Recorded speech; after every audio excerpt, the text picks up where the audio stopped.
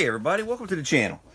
And there's a question that I've been asked several times since I started the channel, and I've kind of avoided it because I felt like it was a little bit of too much of a wide open opinion based question. But it's been asked so much, I think I'm going to go ahead and address it today. And that is battery powered / cordless tools versus good old-fashioned corded tools.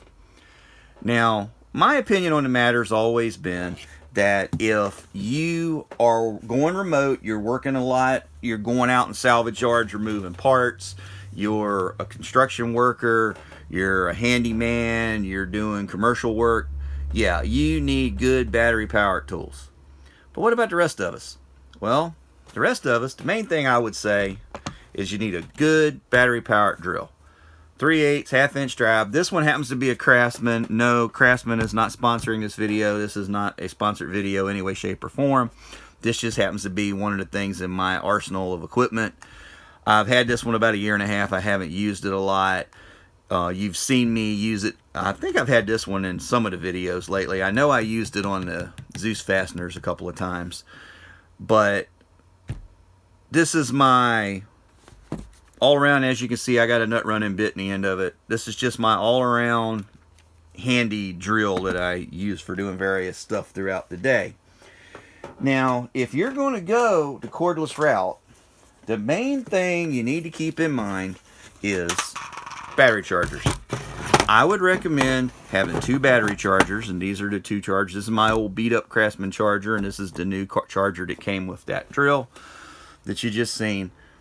Have 2 battery chargers, and I like to have 3 batteries. That way I got 2 hot at all times and 1 charging. That gives you enough. You should be able to handle anything you need to handle. Again, unless you're a full-time construction worker, and then you want all the batteries you can get, or the larger capacity batteries, that kind of thing. And battery life, I won't get into all that because that is another thing that kind of goes along with that question. But you want to exercise your batteries. You don't want to keep them full charged all the time. You want to let them run down, more than halfway and recharge them. It just seems to make the batteries last longer. But takeaway from this is you need a charging station. And then even if you're a YouTuber or a photographer, a good charging station, you need to charge your batteries for your cameras, for your various devices, your recording devices, whatever. We're all running in a battery world somewhat nowadays, so you need to keep your stuff charged up. Now, my opinion is this.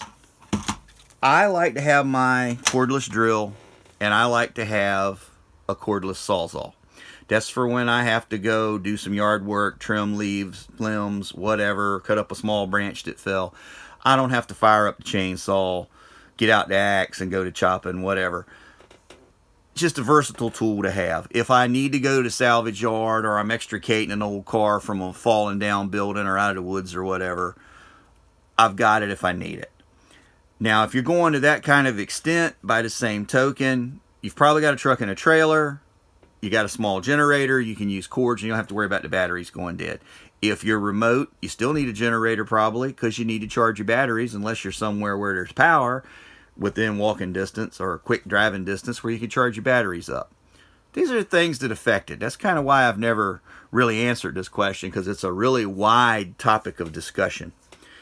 And the other main question that comes out of this is, what would I buy if I was starting up a new shop right now, and what do I personally like to do equipment-wise? If I'm working on something, I'm typically working by myself, I'm balled up inside of it, I don't want to have to get out because a battery died. And as you get older, you'll get more that way. Once you're situated doing what you're doing, you kind of want to stay there until you're done, because it just makes your day better. You don't use up so much energy. If I'm going remote, it's 50-50. If we're going to do something light, I love the battery powered stuff. If we're going to extricate, move, day at the salvage yard, that kind of thing, then I want something with a cord on it, if it's allowed where we're going.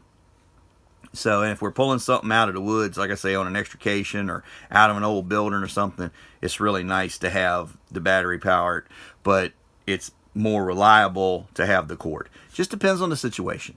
Now, if I was setting up a new shop And I've touched on this a little bit in some of the other videos. I would definitely get a cordless drill, 2 chargers, 3 batteries minimum, and again, that's just my opinion. I would also get a 1/2-inch drive corded drill, and all my grinders and all up front would be corded. You know, you're probably going to run on 1 or 2 4.5-inch grinders to start with, doing a fab shop, welding shop, whatever. Yeah, at some point you're going to want to get a battery one because it's a nicety to it's nice to have. It is a nicety. It's not required, but it's helpful. But that's down the road. That's one of the things you put on the, okay, if we can make it 6 months and make a profit, then next up we're going to buy better drill bits, better cutting abrasives, and we're going to get a good cordless grinder. That's what I would do. That's kind of how I built my way through. But you got to remember, I started before the battery-powered tools were really reliable. I'm used to running on cords. I've gotten very spoiled by that cordless drill. I will say that. I've usually got it with me. Most of the time, it can be found near me. So, and it's usually got an extra battery either sitting in the truck or sitting on the bench waiting. So, that's my thoughts on that. Keep the questions coming. If I don't know the answer, or it's something that I'd like to get some more opinions on, I may ask what you guys think. And as with this one, let us know down in the comments, what's your opinions on corded versus cordless? As always, practice your skills, learn a new one, turn it into craftsmanship. You never know how far it'll take you. Thanks for watching. Have a great day. Until next time, this has been Fab Race Mod Repeat.